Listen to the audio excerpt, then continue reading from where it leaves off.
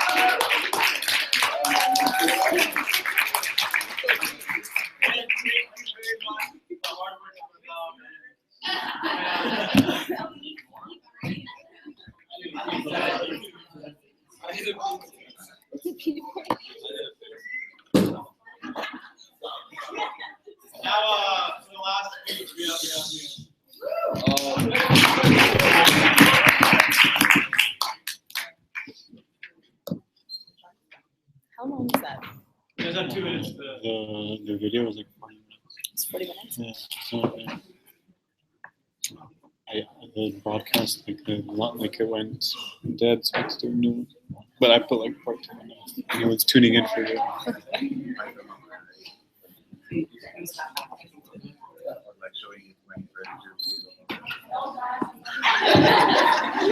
Now you don't mind. Yeah. Noi. Aber. No.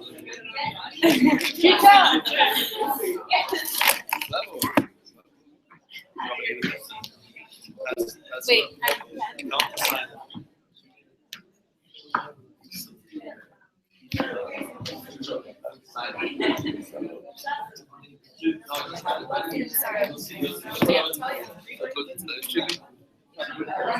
Oh, I'm not. I've not. Noi. All right, relax. This is all you? This is all you have.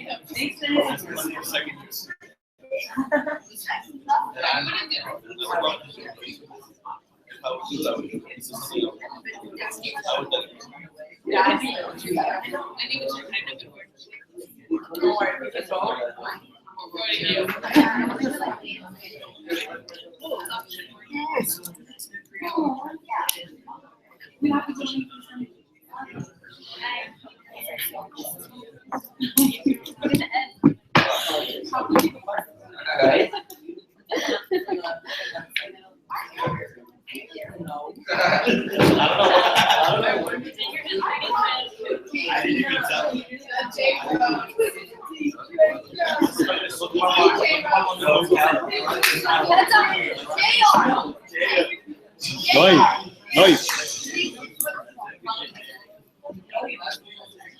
Noi. Keep the color.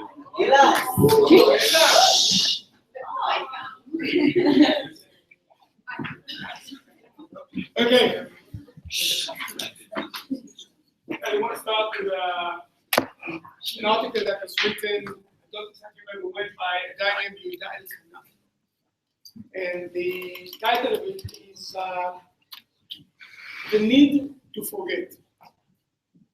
And this is just the last part of it, saying, I see no greater threat for the future of the state of Israel than the fact that the Holocaust is systematic and forcefully penetrated the consciousness of the Israeli public, even that large segment of that did not experience the Holocaust, as well as the generation that were born and grew up. For the first time, I understand the seriousness of what we were doing when decades after decades we sent every Israeli child on repeated visits to Yad Vashem, What did we want those 10 youth to do with the experience? We declaimed intensively and harshly and without explanation. Remember, the whole. To what purpose? What is the child? What is the child supposed to do with these memories? Many of the pictures of those horrors are apt to be interpreted as a call to hate. The whole can easily be understood as a call for continuing and blind hatred. It may be that it is important for the world at large to remember. I'm not even sure about that, but in many cases, it is not our problem. Every nation, including the Germans, will decide their own way and on the basis of their own criteria whether they want to remember or not.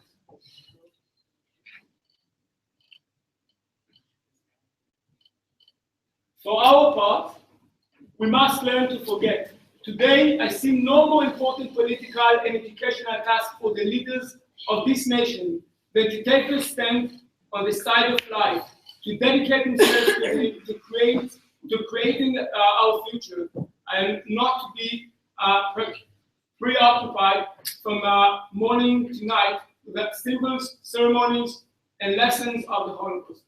They must uproot the domination of that historical remember over our lives. What I've written here is harsh, and unlike my custom stated in black and white, this is no accident or transient mood on my part. I've found no better way to indicate the seriousness of the problem. I know full well that no nation does or should totally forget its past with all that is included therein. Of course, there's some myths that are essential for building our future, like the myth of the excellence or the myth of creativity. Certainly, it is not my intention that we cease teaching our history. What I'm trying to do is displace the Holocaust from being the central axis of our national experience. And we've actually spent about a week in Poland and talked about to remember, tell the story, not to forget. And here comes Delegation, basically, really to the face, says, we should not remember. We should forget. We should stop sending our kids a year after year to Yad Vashem, and we should actually look forward to the future. Now, I've not really planned exactly what to say, and I have no idea really what I wanted to say, but I'm just coming from 2 days conference in Jerusalem about the Holocaust that was dedicated to Elie Wiesel, not only to Elie Wiesel, but it was about faith, God, Holocaust, and one full morning was basically about commemoration and what part takes the Holocaust in our Jewish identity. And the two main schools, I would say, not really main schools, but two main extremes. One, I could basically say, Holocaust, there was, by the way, Sami Samucha was a professor from the University of Haifa, just made research, and he compared between the diaspora Jews, actually North American Jews and Israeli Jews, what percentage would actually say that the Holocaust, or what he actually listed down and say, how would you define the Holocaust as part of your Jewish identity? And from the most or something like that, and basically in Israel, 65% say that the most important effect of the Jewish identity is related to the Holocaust. In the United States, it was 75%. Means that in both kind of North America and in Israel, the Holocaust and Holocaust studies and Holocaust remembrance and commemoration and ceremonies and all of those symbols and myths are basically a huge part of building up our Jewish identity today in the 21st century. And that's a question, whether we want to build our Jewish identity on the destruction of the Holocaust or not. And Delegation stands for the other extreme, basically. And he basically says, we should look forward. We should actually leave the past behind, leave the destruction behind, build up a future, build up creativity, and a future that will not be based on the destruction of the Holocaust. If you always go back to your past, to the Holocaust, the hatred, the anti-Semitism, you would basically maintain this acknowledgement culture of our victimacy, the feeling of being victims all the time, isolation, segregation. We're against the world, and this will not lead us anywhere. What's the connection to Elie Wiesel, basically? Elie Wiesel, sorry for. First of all, I recommend each one of you to read. I think I said it already when we were in Poland, but to read his book Night, if you haven't. But it's just a very, very new exhibition about Elie Wiesel that was published for the first time about 3 months ago, not in Israel. And it's kind of moving all over the world, and I saw it for the first time, so this is why I just took photos of it. I still don't have it in any kind of PowerPoint or anything like this. But what he said, we should not be apathetic to the suffering of others. This is part of our moral heritage. When people suffer, when they're fall to victimcy, to a societal fate, we should not check their ID cards, but to offer them our help. In other words, we should do for others what no one has done for us. To bring food to the starving, a shelter to the homeless, and protection to the hopeless.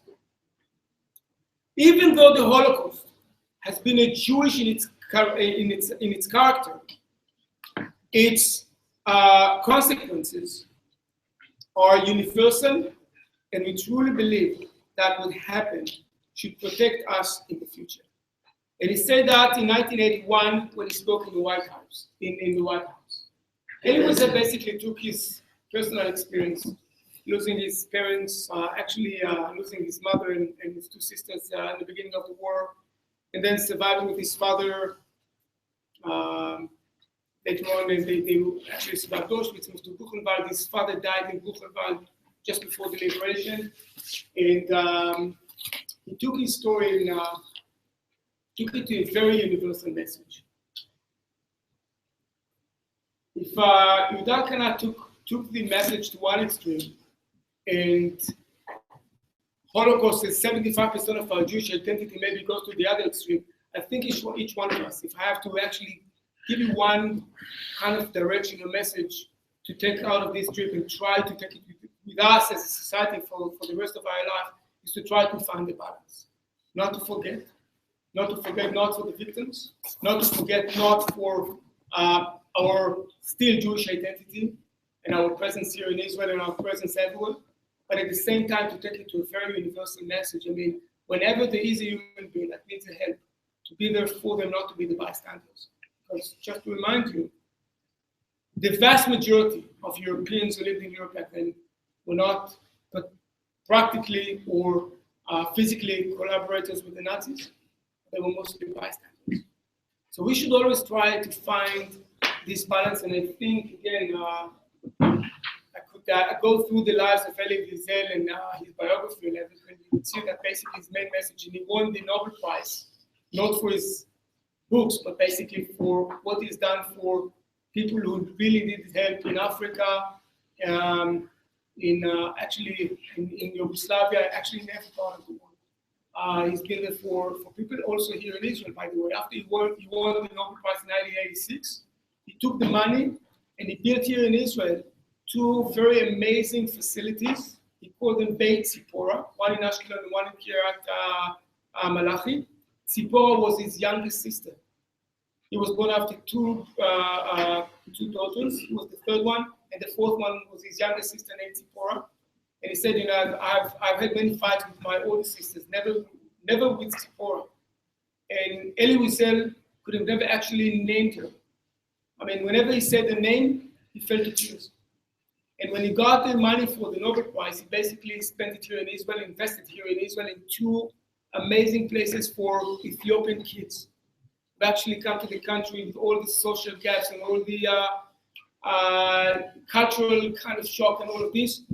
Those houses are still active here in Israel today. More than 1,000 Ethiopian kids are in both of those two facilities in Ashkelon and Kiryat Gat. And basically his main idea was to be there for humanity, for human beings, Jews and non-Jews, I mean, without any separation. I think if we should take something as a society from this experience, except for the really like personal connection and maybe Jewish identity, is the fact that we should be there for each other as individuals, but also as a society. So it's like my last kind of thing for this.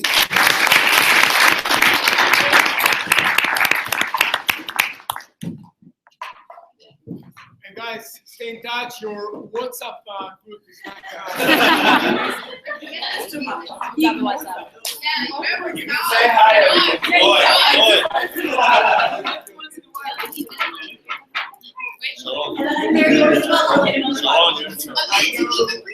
Yeah. Oh, you hear that when I scroll through like What? Thank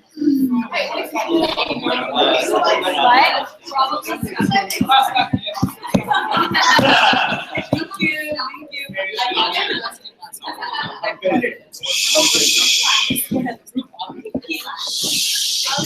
Really quickly from here, we give it to them on the last meeting together, but you weren't here, so we made you this as a thank you from all of us.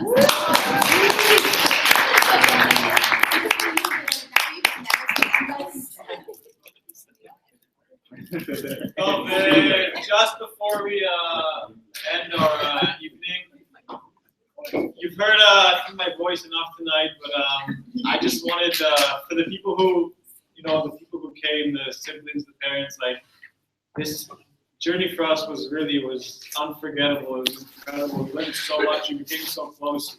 I mean, really, we thank all the people who made this happen, and we thank each other. And it was really like only the people who went on this trip can understand, like the depth of this. And before we go to Adar and Maya, we want to give you something for show you appreciation. So.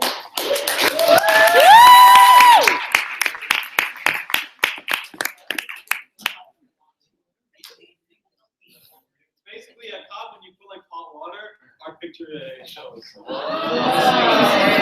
They got the fancy stuff. It keeps out.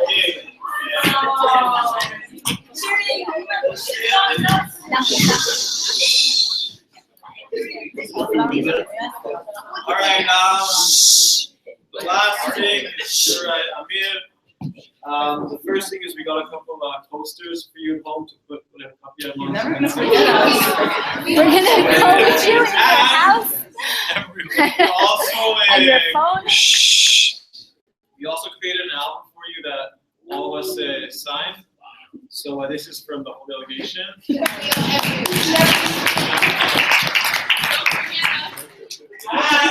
Didn't forget you guys, don't worry. The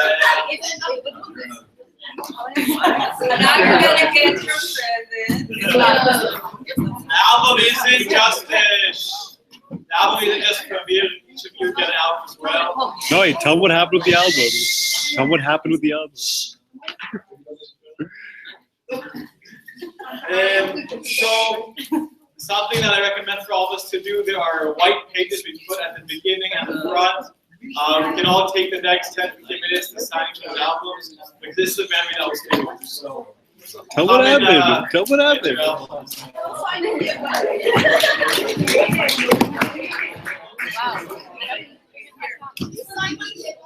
Don't tell what happened. Orange. You